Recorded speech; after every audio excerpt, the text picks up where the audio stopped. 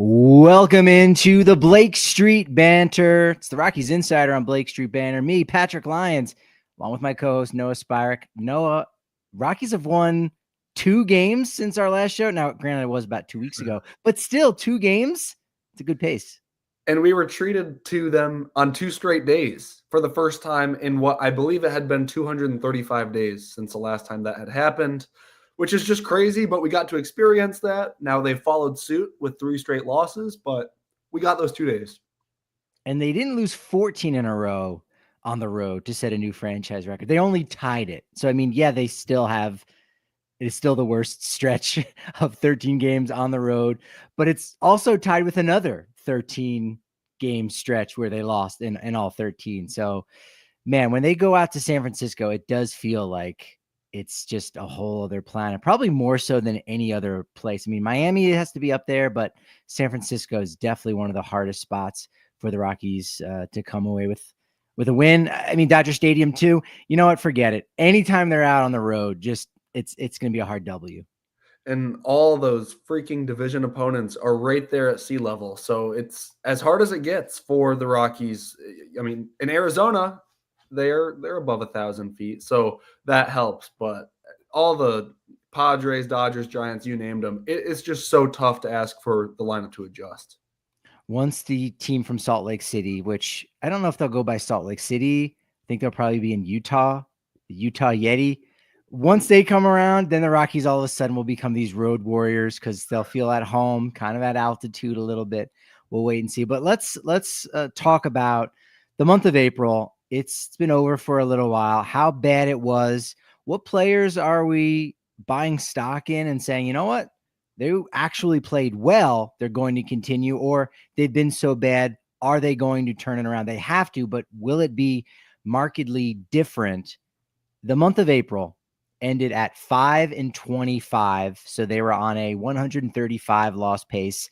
Well, they won that last game before they went back against Atlanta, then won in San Francisco. So now they're 6-28 with only a 133 loss pace. How much is that going to improve? When is that going to improve for them?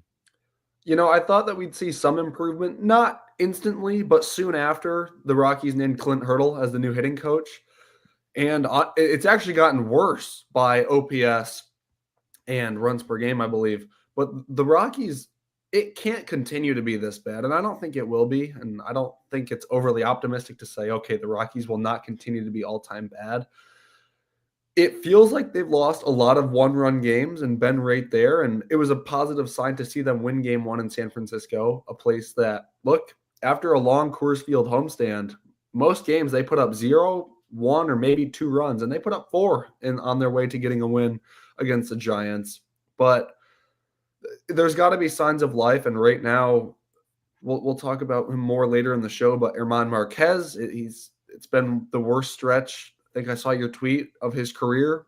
We're a 7-game stretch. And you know that he is trying his hardest. Yesterday night, he actually posted on Instagram, and the caption read, just keep trying until it clicks. So you know that he's working hard behind the scenes, but the Rockies, the wins have to start coming. And I think he's going to get those opportunities to continue to start. I think I mentioned on Sunday's live Rockies Insider. You might have just heard it on the Rockies Insider podcast if you listen to us on the audio only format, but that, you know, maybe there's a chance for Marquez to get out of the rotation, put him on the IL. Now that Bradley Blaylock has shown that he's been stretched out a little bit and can stay in the rotation, and totally forgot that Ryan Feltner in this trip in San Francisco ended up going on the 15-day IL. So Marquez will continue to get a chance for those kind of things to start clicking. You mentioned the 1-run ball games. Definitely felt like a lot, probably for the Rockies in general. It's probably on par with what most teams have gone through at this point in the season. There's been 9 1-run games. There are 3-6 in those games, 0-2 in extra innings, and just 17 games back of the first place Los Angeles Dodgers after a little more than a month. So I think you're right. I think things will turn around. I mean, shoot, if you're saying right now, if you're looking at their pace as 133 losses, and then they, quote unquote, only lose 122 to set the new modern day record the White Sox last year. Well, that's somewhat of a turnaround. I think it'll still even be better than that, but I'm not willing to bet the house on it. No, and I'm right there with you. I think it's been surprising to see the Rockies kind of get national attention for being national attention for the wrong reasons. ESPN's Pat McAfee show did a segment on it with Jeff Passan coming along and talking about the team. Last year's White Sox were the worst team ever in baseball history, and they might be unseated in the first year after that. So it's wild to see because, I mean, anytime the Rockies are in the national media, it normally is for the wrong reasons, but I don't know. Now, after that segment, they did win 2 straight games, so maybe they just need more national attention on them to fire up the team. But regardless, right now, good teams find ways to win, and the Rockies are finding ways to lose. Coming into the year, they seem to place defense as what they were going to hang their hat on this season, which, in the modern era of baseball, you do what you will with that information, but the defense has not been up to Rocky standard because they are normally very good, at least in recent years. But without the good defense, it feels like every infield hit leads to another run for the other team. And it all just comes back to that's you find yourself losing by 1-2 runs. And after that, it just gets out of hand. They haven't been imploding like they did a lot in 2024. They're just getting outplayed. And there's a lot of great teams in the National League. And when you are one of the worst, you are just not going to get any kind of, a reprieve. Like, that's just not going to happen. You're going to continue to play really difficult teams. In fact, the next time that they play, take a wild guess. When do you think the next time the Rockies play a team below 500? I know you probably don't have it memorized, the schedule, but take a guess when they might play a team that you go, you know what, we might be able to actually win this series. I think it's against the team we already talked about in the Marlins. Oh, in early June, yeah, that's 2nd through 4th. And it's in Miami too. So that's a challenge. You're not going, no one's going to give you a break. Dick Monfort said in the offseason that, man, I wish it really wasn't this tough. And I don't know. That's just not something that I think comes out of a lot of people's mouths, because wasn't it Henry Ford that said that something easy isn't worth doing? And right, like, you go to college, if your teacher said practice your cursive or fill in this word search, it would be boring because it wasn't a challenge. That's what makes professional sports so much fun. And when it becomes difficult, that's when the going get tough and the tough get going. The tough say, you know what? Let's figure out a way to solve this. It seems like an impossibility. It seems like the cards are stacked against us, but we've got to be able to find a way to figure this out. And perhaps owner Dick Monfort that's just not his game. No, and look, the Avalanche lost a game 7 just 2 days ago. The Nuggets won theirs, and they're going to continue to play. But once the Nuggets, if they don't win the NBA Finals, once they're done, Denver's eyes are going to be on the Rockies. And at that point, if the Rockies haven't started even sputtering, like even turning on the car, I'm a bit worried for, we haven't seen plastic bags or the paper bags at Coors Field, but if there's ever a time that it would reach that, if this team's entering June with a still 30-win pace, that's very large cause for concern, obviously. When you started saying that about Denver sports fans turning their eyes to the Rockies, I thought, well, that just means the attendance is going to be that much better because there's going to be less things to do and less things to distract you than rather say, well, the Nuggets play tomorrow. Let me get some good rest tonight because they play on a Wednesday night. And so I want to make sure I get from tip off all the way to the end, maybe even listen to, Barkley and Shaq in the post game and all that. So I'm going to rest up, even though I'm off today. My eyes are set on tomorrow. So that's now locking up 2 days that I could potentially be going to a Rockies game. But that point you made about, those Rockies fans or those Denver sports fans turning their eyes to the Rockies, some are going to just go to games and just enjoy that and say, all right, well, now I'm back at Coors Field maybe earlier than I would have liked because I was hoping to have a run for the NBA championship or another run for the Stanley Cup. But there's going to be those other groups of fans that say, you know what, I'm a little bit sick and tired of this, and I'm maybe a creative type, or I want something to change. I want something to happen. And yeah, you could start to see those paper bags come out, and you could start to see somewhat of a groundswell. I know I've seen a couple people on social media suggest there's going to be a protest on this day or whatever, and nothing has gained traction, or maybe they're just trying to wish it into being. We haven't seen that, and I honestly don't think that we will. It would be interesting to see if there would be that kind of passion, for lack of a better term. Sometimes passion doesn't have to have any benefit, because I despite the fact that we could get protests or boycotts or anything like that, I don't think that's going to change Dick Monfort still being the owner of this team. He's not going to sell. I think it would be embarrassing, but not embarrassing enough to totally get rid of something that you want to hand your sons, you want to hand your children to run this team.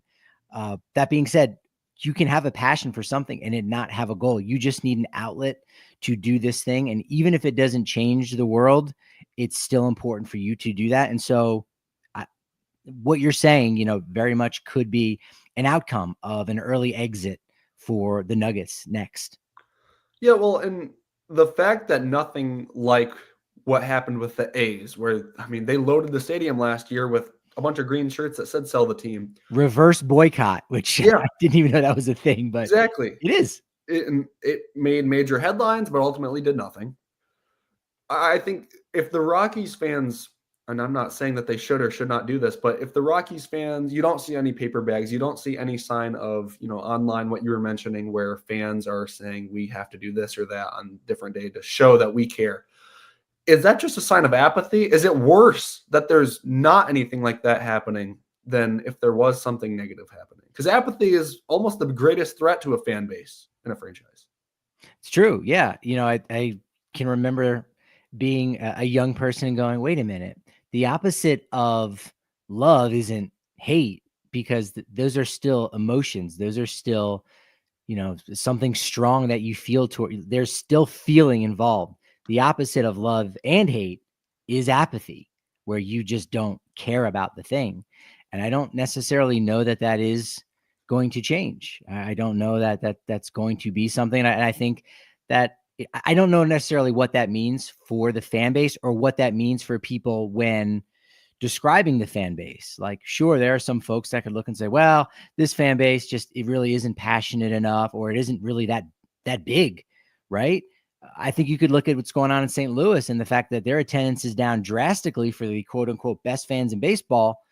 Well, what makes them the best fans, or what makes anyone the best fans? Is it going and supporting even when your team is bad, or is it staying away when they're bad? But we're not staying away because it's bad and we're fair with the fans. We're staying away to send a message. And that's where it can get, complicated, and you give someone credit for something they didn't do, or I don't really know. So I think it's a bad thing all around to have apathy for your fan base. Well, in your tweet, it did numbers because you clipped what one of the ESPN talk shows had said, because they turned around what the Rockies being on the struggle bus so bad so far this season, and said, credit to Colorado. They have the most dedicated fans in the sport, because they're still pushing out. I think it's 26,000 a game right now, and it might have even gone up because it was a weekend series against the Braves. So, no, that was a week series. But regardless, the Rockies fans are still churning out. And I mean, you clipped that tweet. What were kind of the responses to that? Because it got a lot of traction. Yeah, it's interesting because, I think when you're a fan, and when you're in the world of sports, you can put fans in different categories. And at the end of the day, when you're Dick Monfort, when you own a baseball team, the bottom line is ticket sales. And so whether you're a Rockies fan that can go and name all the affiliates, or some of them, or name some of the prospects, or you're just a Rockies fan in the sense that you want to go out to the ballpark and witness a sporting event where anything can happen. And if that anything means the Rockies lost, like, so be it. I just want to get out and I want to go to an event. It's like going to a concert. It's like, imagine if you lived down the street from Red Rocks. You wouldn't care who was playing. You'd be like, Yep, I get tickets, or I'm a season ticket holder, and then I go and, oh man, it's like EDM music, and then the next it's like a country artist, and you're like, this is still cool. This is still part of that experience, despite the fact that I don't really know who's on stage right now. I don't know if they're good or bad, if they're a new artist that's on the come up, or they're an older artist that's on their way down and on their way out. And I think the Rockies could be a metaphor for something like that, where Coors Field very much is Red Rocks, but for professional sports and for Major League Baseball. And, again, you could split hairs and say, well, how many of those people are Colorado Rockies baseball fans? I don't know how much that matters, honestly. Certainly doesn't matter, again, to ownership, because the bottom line is ticket sales. But if you're a Colorado Rockies baseball fan, I would understand if you are very frustrated right now that there are other people going to games that aren't Colorado Rockies baseball fans. They might be baseball fans that are going to see the opposing team. They might be fans of going out to a live sporting event. They might be Denver sports fans, or they might just be people looking for a thing to do. They might be in their 20s and they're going out to meet other young people up in the rooftop. And that would not qualify as a quote unquote Colorado Rockies baseball fan. And because of that, that muddies the water as to what group each person might qualify in. And it also muddies the message that you may want to send to ownership, because there's always going to be, at least in Denver, and this is really only true in Denver, there's going to be someone that will take your seat. A lot of other markets, you don't show up, no one's going to take that seat. And in Colorado, that's not true. Yeah, I think you did a really great job of encapsulating everything there. One of the first things you said, I'll touch on, like, who cares if the Rockies are bad? We're going to go and watch a game because it is Coors Field. I think a belief exists for a large portion of the fan base. We're going to watch the Rockies because even if they're bad, Coors Field it's home of runs, it's home of home runs, and it's exciting. And so I've seen a lot of this on the X, that we'll watch the Rockies be bad. We will not watch them be boring and bad. And I think that's an important characteristic that so far this season, I'm trying to think, the Rockies' last home run was Ryan McMahon in the Giants series. Was that the second game? I think it was the first one on Thursday, because Friday and Saturday they had no extra base hits, and then on Sunday they had the 3 triples. Yeah. So, but by the way, did you know? And I think I did mention this on the show. I did a post game show on Thursday. That was a unicorn home run. It only was a home run at Oracle Park because it's 391 to center field. Fenway is 390, but they got like a 15-foot wall. So it only would have been a home run at Oracle Park. And that snapped his 0-for-35 streak as well. Which was some sort of franchise record they set on air, which is shocking. I knew McMahon had been 2-for-59 is what it ultimately reached, but 0-for-35 as well. I had not known that. Good for Mac, because ever since that home run, he did actually do pretty good in the series. So he's finally breaking through, and hopefully that leads to a Rockies breakthrough. But entering May, the numbers were just bad in April, and we're about to break them down. How bad? And Patrick, I'll just ask you, like, historically, how bad was April? And I guess we'll count the end of March for the Rockies. Offensively, it was the worst month in 33 years of baseball. So you're looking at about 180 months of baseball, and March and April are usually coupled together because it's just a couple days in March, and most baseball seasons don't, at least historically, have never even started in March. So it's been the worst. And it's number one, or dead last, however you'd want to phrase it, in terms of batting average, 211, on base percentage, 282. So that means 28% of the time hitters are reaching base. And then the slugging is 350. And what's interesting is you said before about boring, right? I can remember at the end of 2022, that being one of the most boring ends to a season. And they didn't even lose 100 games then. In fact, in 2023, I've said this before, 2023 was not boring at all. They lost 103 games, but you had Nolan Jones emerging. You had Ezekiel Tovar. You had Brenton Doyle, who wasn't doing it with the stick yet, but he was doing it defensively. And it was like, okay, this is an exciting product, an interesting product at least, to watch, despite the fact you're getting nothing from the starting rotation because they had Urania, Flexen, Chase Anderson, Ty Block, all of these cast-offs that you needed to be in your rotation because you had no depth. But it was at least exciting. In September/October of 2022, other than having Ezequiel Tovar debut, which was interesting, I guess it was mildly exciting, but he didn't do too much except for that first home run at Dodger Stadium. But they were so bad and boring. Here's the starting lineup for the final Rockies home game of the 2022 season. Ryan McMahon led off. That was part of an experiment because he sees a lot of pitches. He does draw his walks. Batting second in center field, Jonathan Daza. Your number 3 hitter in right field was Randall Grichuk. CJ Cron was your cleanup.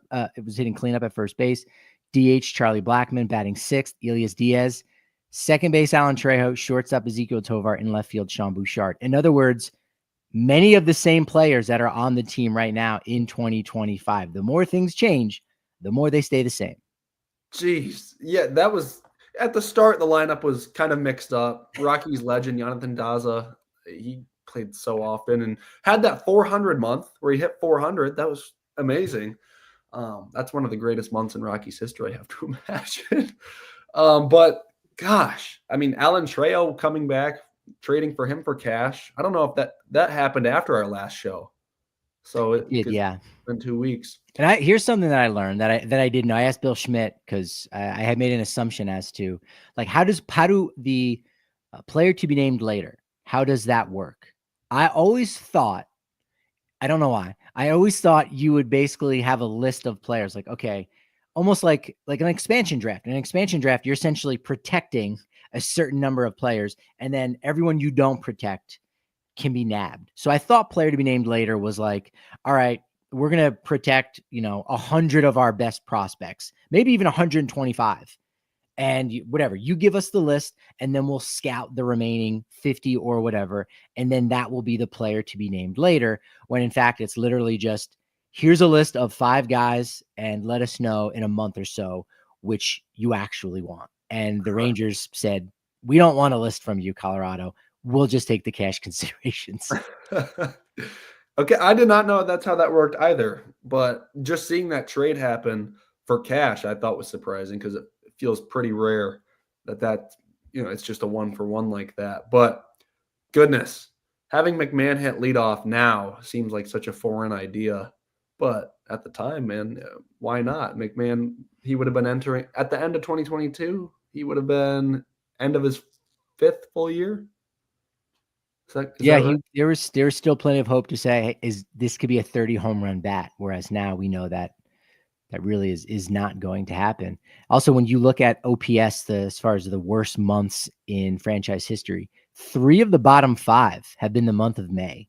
93, the expansion year, 2006, and 2021. So we might not be out of the woods just yet. If May is that month where they seemingly have those struggles, it could happen again. Philip in the chat, I kind of like Mac in the 5th spot when he was in his slump.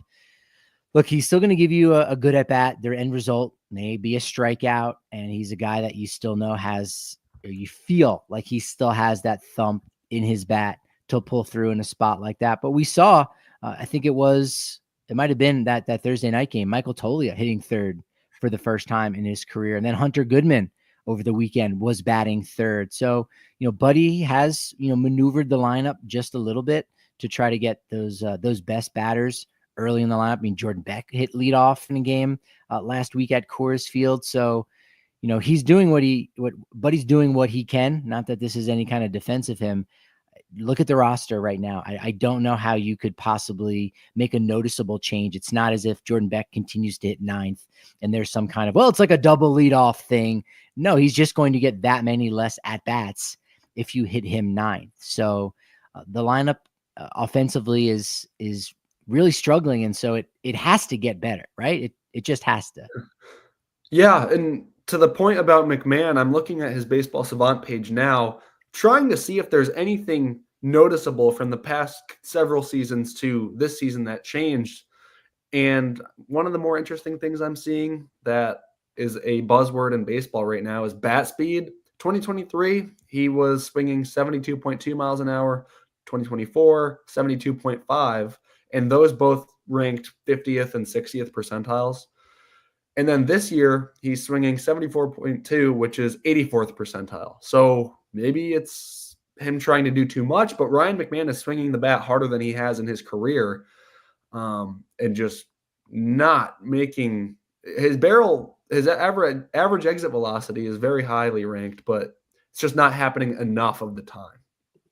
Well, that's why, so many of these things are buzzwords or buzz terms that isn't a one size fits all for players. Like you said, that exit velocity averages 93.5 miles an hour. That's in the 94th percentile. And yet this has been one of his worst years at the plate. So hitting the ball hard doesn't exactly equate to having success. Now, that could be some underlying factor of, hey, maybe success is on the way for a certain player. But if that's not your game exactly, that might not be a fit. It's like the torpedo bat. We really haven't heard much about it since that first weekend, and players have gotten those bats in. That's got to be on my to-do list this week at the ballpark, and say, hey, you would have gotten your torpedo bat by now at this point. Have you used it in the game? Is it working for you? Because it's just not something that works for every single player. Like Tony Gwynn, he used a size 31 bat. He used a small bat. He didn't try to say, well, I'm a really good hitter. I want to cover more of the plate, so I'm going to have a longer bat and make it torpedo and make it a gigantic barrel. Like, you need to utilize the skills that you have and the tools that are available for you. And all the tools that help one guy aren't necessarily going to help another, and vice versa. And that's something that, maybe we do start to see an adjustment from McMahon to maybe get away from some of the things that he worked on in the offseason to make himself better. Those adjustments, similar to Chase Dollander changing up his slider grip at Tennessee in 2023, that made him worse. It didn't actually make him better. Yeah. Well, regardless of what it is that has to change, right now, I mean, I'm looking at McMahon specifically. His home away split, he's hitting 191 at home and 147 on the road. Neither one of those is good, but we talked about the more things change, the more things stay the same. The Rockies have been struggling on the road again this year, and they always will. But Patrick, it's been we say it again, a historic rate of struggle for the Rockies on the road this year. Tell us about that.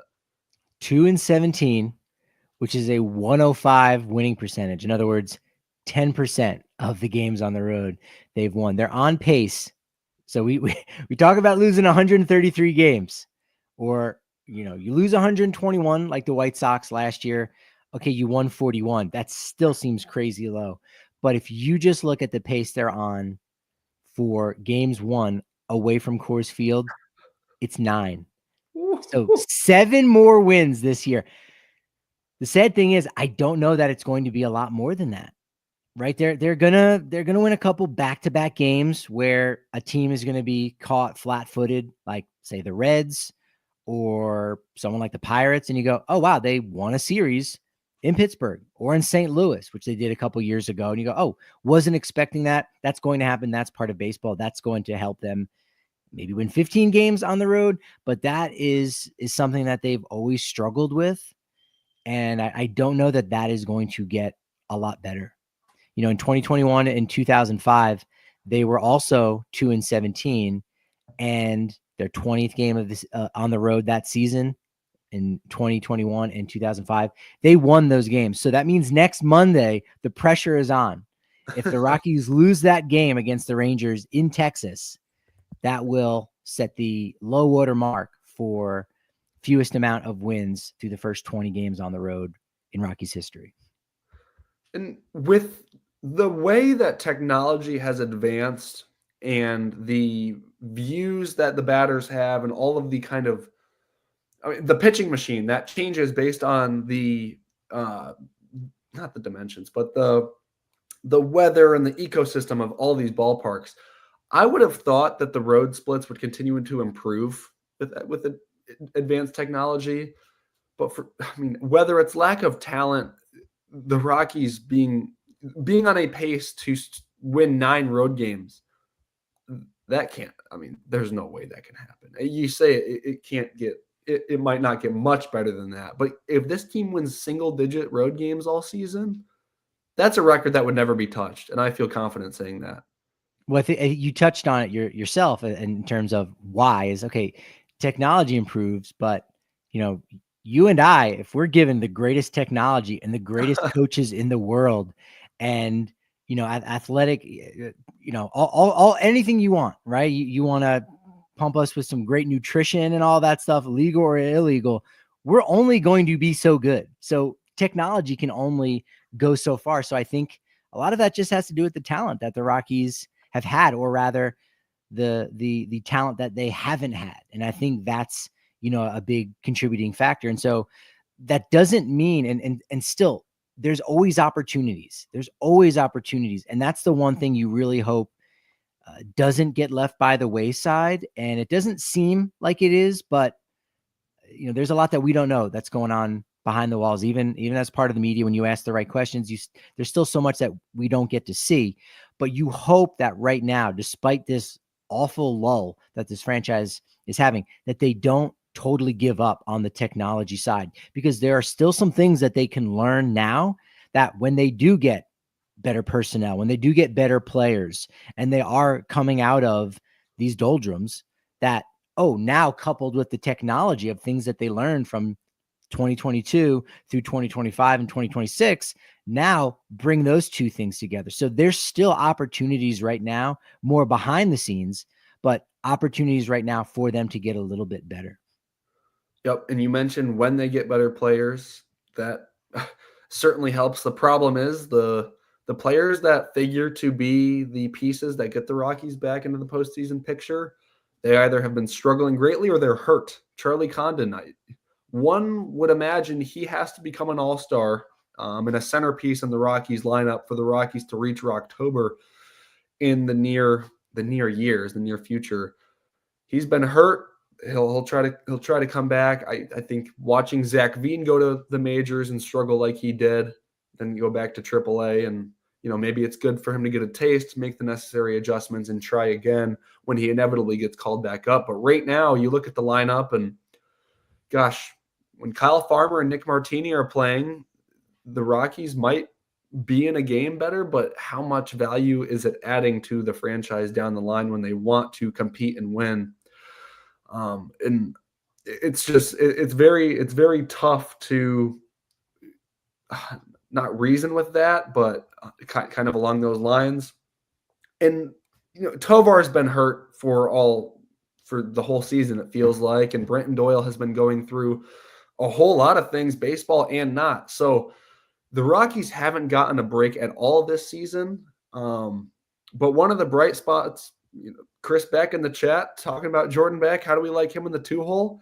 He's been doing great. He hit 5 homers in 2 games, and yesterday cranked out, I believe, 2 triples in 1 game. Or he had 2 triples within the last week. But Jordan Beck's been delivering at the top of the lineup. Yeah, he's been fantastic. He leads the team with a 139 OPS plus, and that is a player that you say, well, is that going to continue? And a lot of that OPS plus is aided by those 5 home runs in the course of 36 hours. But you're right. He continued to hit for extra bases with the triples. And he's been a guy that Buddy has very much believed in and said, no, this is going to be one of those players. When you look at his preference, it's Beck, Veen, Yankiel Fernandez. And so far, Bud Black has been right in determining, who is going to contribute sooner versus later, and maybe even who just has the higher upside overall. We'll still wait to see what happens with Yankiel Fernandez, who's still just 22 years old. But Beck in the 2-hole, I think that's been a really good addition, hitting behind Brenton Doyle. You want your best bats coming up in the first inning, getting the most opportunities. Nick Martini coming off the bench probably provides you a little bit more value. It's like you said, Farmer and Martini in the lineup. It's like damned if you do, damned if you don't. It might help you out a little bit more to win a game, but how much is that worth? On the flip side, it might allow some of your younger players to not get overexposed. And again, would you rather have Zach Veen up in the majors or down in AAA? Well, majors, but what if he's not playing regularly? And what if there are some things that he does need to work on is he more likely to fix those things in the minors or the majors? And, again, regular playing time is going to be one of those things that's going to allow him to snap out of that. Same thing with Germán Marquez. He's going to continue to get the ball every 5 days, and that can allow him to work and adjust certain things versus sitting on the sidelines where you don't get a chance to really work on anything. And Burge here in the comments saying, how much of a player's development today is entirely dependent on the size and funding of their analytics department? That's a good question. And I don't actually know the answer to that, but I feel like the number is about 10 to 15% better. I think good analytics department and doing a lot of things behind the scenes to help a player get a little bit more out of themselves helps them improve 10 to 15%. What does that mean exactly? I don't know. That means a 20 homer guy is going to now hit 22, but maybe he builds a little bit more momentum and now it's going to be more like 25, but there's going to be other facets of their game that's going to be that much better. So it's not huge, but in the game of baseball, which is also referred to as the game of inches, 10 to 15% can be critical. And the Dodgers do those things better than anyone else. They picked up Justin Turner, Max Muncy, Chris Taylor, all those guys off the scrap heap, and they were able to contribute in big ways. And each and every year you go and look at the players that contributed for them, and you are going to see some names in that bullpen that you've never heard of and you may never hear of again.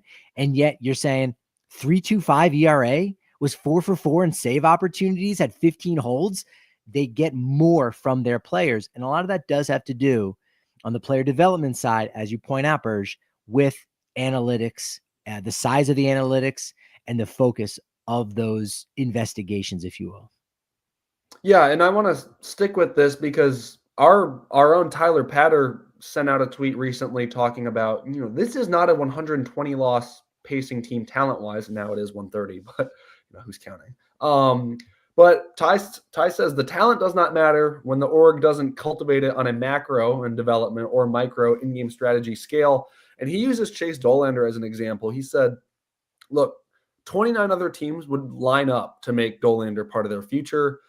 And at the time, Dollander had only started 4 games. He gave up 8 homers and 4 starts. Command has been an issue, but the game plan with his fastball is problematic and exaggerating the damage.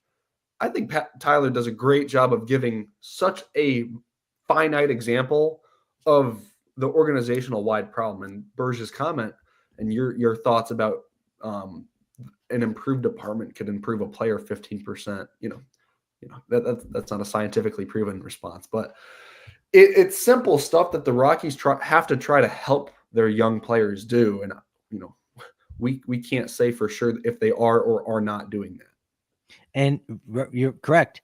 And I would even say, if you had 10% one year and then 10% the next year, which that's sort of what we think of as for young players, right? Like Brenton Doyle was 10 to 15% better in his sophomore year than when he was a rookie in 2023. And he's certainly shown signs when he's been healthy and on the field of like, okay, he's about to take that next step again, another 10%. How much does that have to do with the Rockies working with him in the analytics department? How much of that is just him? We know that hasn't been the same growth for a lot of other Rockies, but I think with those that with the right pieces of information, because again, it's not one size fits all, just like with the torpedo bats. It's here's the right information that you need to make that adjustment to get an extra 10 or 15% out of it. Doesn't have to be, let me put on extra 25 pounds of mass. No, it's continue doing what you're doing, but let's make these tweaks to get an additional 10% out. Cedric wanting to know, Cole Carrig, thought, only one thought. Baseball player. One thought from you, Noah, Cole Carrig. He's dependable. Dependable. All right, there we go. Thank you, Cedric. I don't think we're going to see him by the end of this year, but we could end up seeing by early next year, which feels pretty quick. Talking about how bad they've been on the road. Their offense has not been offensing at all. Going into Sunday's game in San Francisco, they had the lowest batting average, 184, the lowest on base and slugging, and a 524 OPS, all last in baseball. They had 182 strikeouts, so a little bit more than 10 per game, while averaging 2.2 runs per game. Hey, they did get 3 on Sunday, so they just bumped that number up. They are striking out a little bit less with Hurdle, but overall, that hasn't necessarily produced better outcomes. They haven't scored more runs because of that. Now, that might be taking a step back in order to take 2 steps forward. Could be something like that. We'll have to wait and see. But those 2.2 runs per game entering Sunday made the Rockies one of 6 teams during the divisional era. So 1969 was when we first got 4 divisions to score 39 or fewer runs in their first 18 road games. The last team to do that, the 1988 San Diego Padres. That's a long time ago. Yeah, that's 37 years, if my math serves me correctly. Goodness. Rockies weren't even around at that point, obviously. But yeah, it's, I have their schedule pulled up in front of me, and this week it won't be easy at all. You're playing the Tigers for 3, who I believe still lead the American League. And then the Padres come in, and they've been right there with the Dodgers all year. And after that, it's almost like we're looking at a homestand, but with the numbers that the Rockies have put up on the road, it's kind of interesting to see, okay, what's their next road trip? At the Rangers for 3, at Arizona for 3. So we'll have to check back in with the records in another week and a half, because then that's when the road games occur. But this week, what do you have your eye on for the Rockies? Because they're going to go up against 3 great arms. So what would be a sign of success against the Detroit Tigers? Gosh. Look, there's 3 really good pitchers lining up for the Tigers. Jackson Jobe, Casey Mize, and Tarek Skubal. I sort of surmised that maybe I think the Tigers go back home. So this is their 3rd city. This is a 3-city trip for them on the road. That maybe they could push Tarek Skubal back a day to start a series against the Rangers. And you say, all right, that's one where maybe you save your ace, save the reigning Cy Young Award winner. However, with the bad weather pouring in, they might not be able to be cute, so to speak, or strategic. They might need that 27th man. They might need a long reliever. You don't know what's going to happen. Should there be a doubleheader with a cancellation on Tuesday? We'll see. So if that does happen, that increases the likelihood that Skubal will start on Thursday. But I think it also increases the odds that the Rockies might at least be able to win 1 game against the Tigers and split the doubleheader, which, it happens more times than not. But against the Tigers team that has been really good and continues to build momentum after what they did at the end of 2024 with AJ Hinch, are they catching the Tigers at the right time? No, because they're not getting 3 really great pitchers. But Jackson Jobe, still an unproven product, still a young guy. You might be able to get a couple runs early in the game. That's where it'll be interesting if we do get to see Dollander versus Jobe. It will be this test of who can really withstand some early knockout punches, because we've seen Dollander do that. He could give up 3 runs in the first and know that's fine. That's okay. If I give up 3 runs over 5 innings, that was a good start. So I don't stink yet. I wasn't good in the first inning, but my overall performance, it cannot be dictated as bad yet, because I'm still in the middle of it. You might even be able to go 6, and then you get your first quality start, which Dollander is looking to do. But Jackson Jobe, in what will be maybe his 7th or 8th career start in his first full season in the majors, now as a starting pitcher, if he gives up 3 runs in Coors Field, despite everybody telling him, hey, don't worry, there could be a couple things. You might give up 4 straight singles that end up becoming doubles because the outfield is so big, and you give up a bunch of runs. Don't worry about that. If you give up a home run, don't worry about that one. It's about the next home run that you got to be thinking about. Is Jackson Jobe, at a year younger, 22 years old, is he going to be able to withstand giving up that big 3-run inning and not totally implode and maybe make it a 5 or 6 run inning? You kind of like Dollander's odds a little bit better to go into that start and be able to withstand, a punch to the jaw, and maybe you go down on one knee, but he knows I can get back up. This fight isn't over. I don't know if Jobe is going to have that mental capacity to do that in his first start in Denver.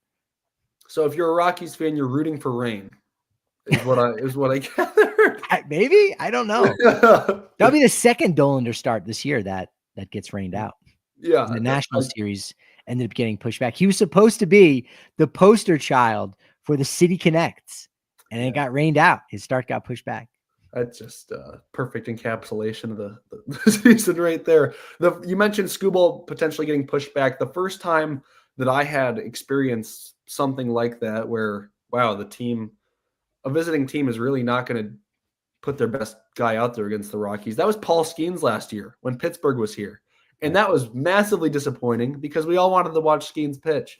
Now, I'll be at Coors Field 2 weeks from today. I just realized that while we're live. So that's super exciting. But for you and the rest of the crew that's there, man, y'all, I know you guys want to watch Skubal in person. So I hope that they don't pick to do that. But can you blame teams for doing that? And do the Rockies recognize when teams do that to them? And I'm just asking from a fan to Patrick Lyons, the Rockies insider right now. Like I would take it personal if I saw another team, oh, we're not even going to put our best guy out there against your lineup. Yeah, I think that's a good question. Certainly it does communicate something about what the rest of baseball thinks about your team. But I don't think there's a ton of players in the clubhouse, in any clubhouse, that would even be aware of that, because you are not looking ahead to your next series. It is one day at a time. You're just worried about that day's starting pitcher. So you might not even hear about Skubal getting pushed back a day until the day of. Like, oh man, how much were you hoping to face Skubal? And in fact, if somebody asks you that question, you might go, oh, I guess we're not facing Skubal. And yeah, I would have loved to. Not even realizing that you were probably supposed to, but now he got pushed back a day. Okay. So you might not even know that. The coaching staff would probably have a better idea looking ahead at different things. Barry scouting. It's a little bit different when it comes to the starting pitcher, because Dollander, okay, he's going to be going against the Tigers. He knows that that's going to be his assignment, and that his next start, I think, would still, whether or not it's Tuesday or Wednesday, is going to be against the Padres. As soon as he's done with the Tigers, sure, he'll go back and look at that video, but then he'll be preparing for San Diego. So he is looking a series ahead. The starting pitcher is doing that, but none of the hitters are looking a series ahead. Nick Martini's not like, I just don't like the matchups here against Detroit, so I'm going to start getting myself ready more for San Diego and thinking about what Nick Pivetta is going to be like. And like, that just doesn't happen. So it's an interesting question, like, to think about. And I think a lot of folks probably have that thought, but for the average player in the clubhouse, I don't really think they're necessarily aware of those things. I'm curious, with the poor start that the Rockies have had. Michael Toglia is actually last on the team with a negative 0.8, so almost -1 wins above replacement. Is that something that continues? Is he able to get into the positives at some point this season? The Rockies need him to. What I've seen out of Michael Tolia's at bats it has been rough. It's a whole lot of fanning at the pitches, and it's kind of always been that way. Last year when Mike hit however many homers he did, he was still whiffing at a lot of them. And at one point during the Mets series last year, when he hit 3 homers in a game, they threw up a stat, and he might have ended the year doing this. He led baseball in at bats per home run, because it was so, like, if he was going to make contact, it was going to go. This year has not been happening as much. And for a lineup that's been struggling as bad as the Rockies have, they need him to take a step forward, because you hope Doyle can be in the lineup consistently now, put the quad injury behind him, put all the life stuff. The Rockies need a contributing Brenton Doyle, because he's one of their best players.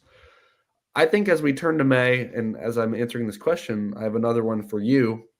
I don't know if you want to comment on Tolia before, but like, now you kind of start building these profiles for who the Rockies All-Star might be.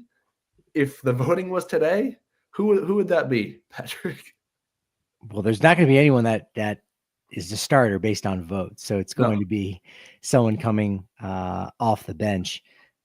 That's a good question. Let's speculate that on a second, but I just want to add this about Michael Toglia. There was a 10-game stretch after Clint Hurdle took over where he was hitting .324. He was 11 for 34, only struck out 6 times in 37 plate appearances from the second game of the doubleheader on April 20th through April 30th, and was hitless in only 2 starts in two of 9 starts. So he was doing really well. But then in San Francisco, he was 0 for 15. So and also had 7 strikeouts. One of the hardest parts too about wins above replacement is a replacement player is predicated on the position that you play. And there's no position that has more ready-made pop in it than first base. There are players in AAA. I mean, go back and look at what Ryan Noda was able to do last year for the Oakland A's as a Rule 5 pick. Like, you don't see a ton of Rule 5 pick first baseman, despite the fact that you probably could go and poach an all-star first baseman down in the minor leagues. It's just you've got your own all-star first baseman. It's just a spot where there's a lot of depth. So that's one of the reasons why, despite him, having some ups and downs, not being totally atrocious, he's dead last in terms of WAR. But that has a lot to do with, the machinations of WAR.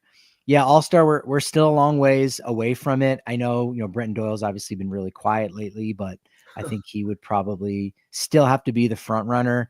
It does seem like every year Bud Black, is able to whisper in the ear of whoever the NL manager is and say, you know what, this is the guy that I think he's ready. I can't remember who else was in line for that All-Star spot in 2021, but it seemed like it was time for Germán Marquez to get his flowers, and he was the one who ended up getting it.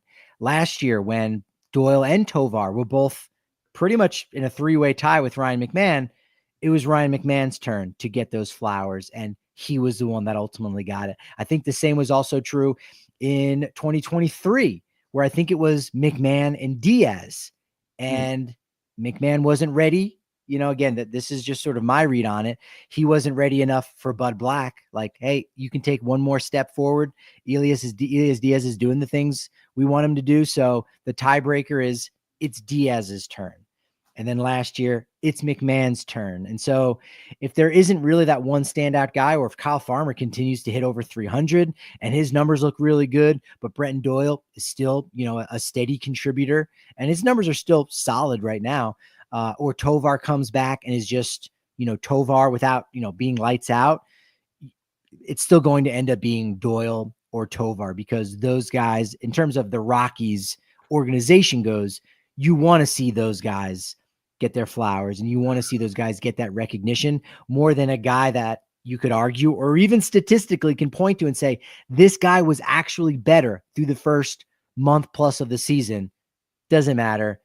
A lot of it is like a seniority thing, at least for the Rockies. That's what I've seen over the last 4 years, where they've had only one entry into the All-Star game. That's the longest stretch in franchise history that they've only had one entry into the All-Star game. Yeah, well, I asked the question with Kyle Farmer in mind, because a couple of weeks ago, he was the bringer of doom in Los Angeles against the Dodgers. Kyle Farmer was raking, and that he was the one that him and Martini broke through. And maybe Dinger. We send Dinger to. I'll say Dinger will be at the All-Star game. So I don't know if that actually answers your question, Noah, but Dinger will be in Atlanta. End quote. Hey, I don't know. If it is Kyle Farmer, I don't think it would be like congrats to Kyle. I don't think any of the Rockies brass would have had that on their bingo card when they signed him to the offseason deal. But as we get into May, it's fun to think about. It is. Ryan Feltner leads the team in ERA, 4.75 ERA. That's one where you might say, yeah, okay, I could still see him, once he comes back on the IL, hopefully he's going to be okay. You could see him continuing to lead the team. Will the bullpen still be really good? I don't know if they'll have another string of 79 straight innings without giving up a home run, but the bullpen has been really solid. And I think that's been a spot that I at least thought was going to be a lot better than last year and still maybe around league average. So I don't think they're going to be as good as the stretch that we've seen them in, but I think they are not going to make you rip your hair out as much as in seasons past. Oh, I'm super glad that you brought them up, because I remember our show maybe 3 weeks ago, maybe a month ago now. The Rockies had gotten off to their bad start at 3-13, and the bullpen had struggled, and I was like, dang, like I really thought that's where we were going to be. The Rockies were going to be really good this year. But they have bounced back super nicely. As you mentioned, since April 10th, they have the fourth lowest bullpen ERA in the majors. So the Rockies bullpen is doing a good job, and that may be why it feels like the Rockies are in all of these games. You know, they might be down 5-3 through 5 innings, and then the offense can't muster up enough to get a comeback, but the bullpen will keep them right there.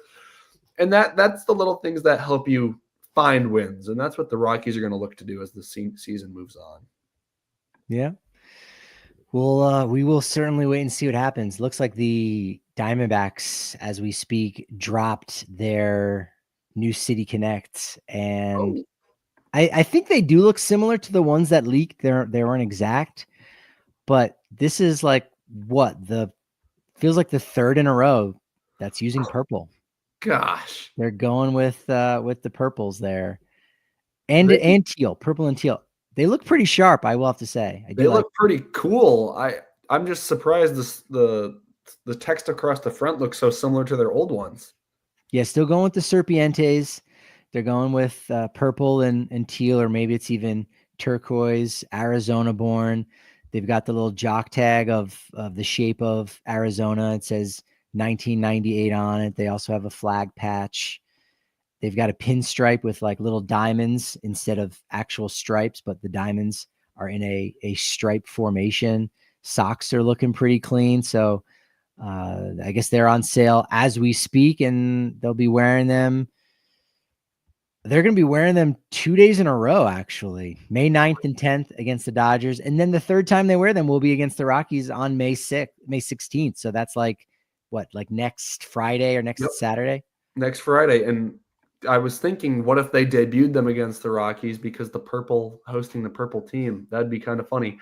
You know, I know that Corbin Carroll has to be the happiest guy about these because in an interview he said that if he could take any color from a baseball team, the Rockies purple is what he liked the most. So the Diamondbacks kind of stealing the Rockies flow with the purple. A little bit. Can't have I'll any. have to ask Tiny Ponarelli, the clubhouse manager for the Rockies, if Colorado will be able to wear the purple jersey for the City Connect games, because they would both be purple tops. And so I'm thinking they aren't going to be able to wear those. They should. On that game. And yeah. They should, just to it would be a hard watch visually, but to show the league who purple really is.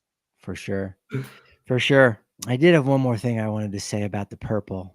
That's my old brain going away. Oh no, I know what I was going to say. So yeah, these are nice jerseys for the Diamondbacks. Go check that out. It's everywhere right now, I imagine. But you know what? This only makes the Rockies City Connect jersey that much better, honestly, because the Diamondbacks did not go outside the box. Sure, they gave the fans what they wanted. That's great. That's fine. But in the spirit of City Connect, connecting the city or your region, not your team and the fans and the team are already connected. So sure, that's great fan service. But if you're trying to connect the city to the team and the fans, this doesn't exactly do that in the typical way. It's like it's a low-hanging fruit, and you did that, and that's great. And look, I'm not really knocking that so much as I am applauding what the Rockies were able to do with their City Connect and saying, well, let's just bring back the black vest. Like, sure, yeah, would fans love that? Absolutely. But what does that have to do with City Connect, and what has to do with that concept of doing something different and outside the box? Again, that's not really a knock on the Diamondbacks, but it's more of a give credit to the Rockies for what they did on the City Connect. And that only further supports my take that once we get all 30 teams or 28 teams rolling out their City Connect 2.0 jerseys, the Rockies will be in the top 10 of everybody's, if not top 5 of everybody's, just like they were last time. Yeah, we'll see them again this week on Friday, and then I'm looking forward to seeing them in person Friday the 23rd against the Yankees. Oh, that'll be kind of cool. The road Yankee jerseys against the vibrant Rockies City Connects. That'll be Oh no, wait a minute. All right. So two things with that. One, Padres fans on social media are going to go bonkers when they see, well, and they've already seen it, but they're going to go, oh, you guys are stealing our flow. Yeah. You're stealing our Ken and Barbie rollerblading down, in LA, like that image that we have. And it's like, I don't really, they use bright colors, but it's two totally different things. That's fine. So Padres fans are going to be in an uproar. And then, just the classic Yankees road gray with New York across the chest. And then Rocky City Connect, baby. Okay, quiet it down. This is Major League Baseball.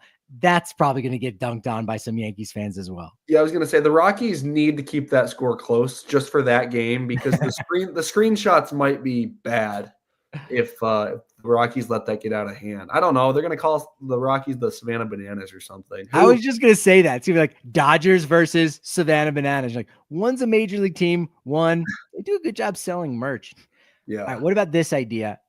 I hate it. Love you, Burge. Hate your idea. A Broncos or Avs City Connect jersey, like what the White Sox did.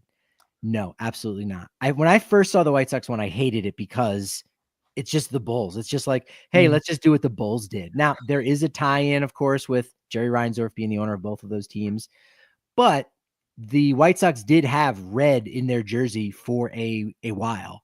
I think it was more red and navy than red and black. So I could kind of give them a pass. And some of their alternative caps look really cool. So the more I see this, the more I'm like, I actually think this will be okay. This will look great. But the initial thought was, you're just doing the Bulls. And so I don't think the Rockies would ever be like, oh, we're just so hard up for money and we've got no creative people in our organization, which couldn't be further from the truth, that, we're just going to do navy and orange. They're not ever going to do that. And they shouldn't. No, I don't think I like the Bull, not the Bull. I said that too. When talking to my roommates about these jerseys, I called the White Sox the Bulls. I like the White Sox alternate hats. Those are freaking sweet. Yes. If the Rockies tried to do a Broncos or Avs City Connect, I could not see it being with the Broncos colors. With the Avs, maybe because they already have the mountain logo built in, so you could mesh the mountains. I'm trying to think, but I would be down to see one. I wouldn't. I don't know if I'd like buying one or ever buy one, but no, I actually always thought that I convinced myself that the Broncos were orange and blue because of the sunrises. Like there are plenty of days where you're looking like, oh, that's where, no, that's not true at all. So again, I could see a world in which there is something that looks similar to the Broncos, but the Rockies have even said, Aaron Heinrich, who I spoke to before the City Connects were launched, that doing a City Connect that looks like the great and iconic and wonderful and top 10 U.S. state flag of Colorado is, quote, low-hanging fruit. So, yeah, again, looks great, but they did not want to do that because it's been done to death. So the Rockies are smart in that way of like, we're going to avoid that.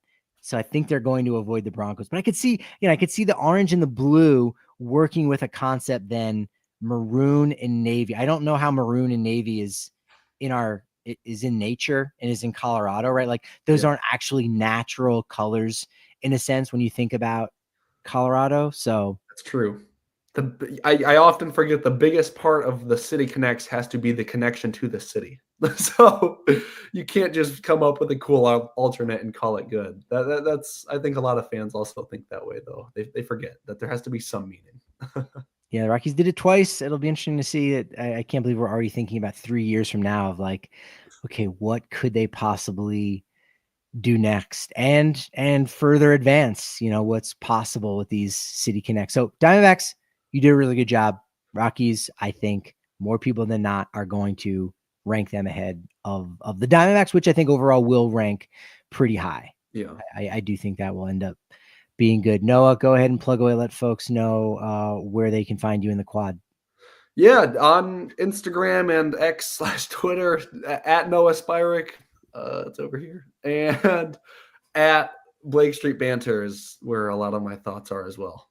At Patrick D. Lyons, at Patrick D. Lyons MLB, and at Rockies Insider. Go over to the YouTube channel. Make sure you're subscribing to that as well as the Blake Street Banner YouTube channel. Appreciate everybody in the chat. Cedric, Burge, Philip, Chris, Isaac, all y'all. Appreciate you giving us this momentum to go on and put on this great show. But as I like to say, momentum it can only be as good as your next City Connect. So, of course, we'll talk to you then.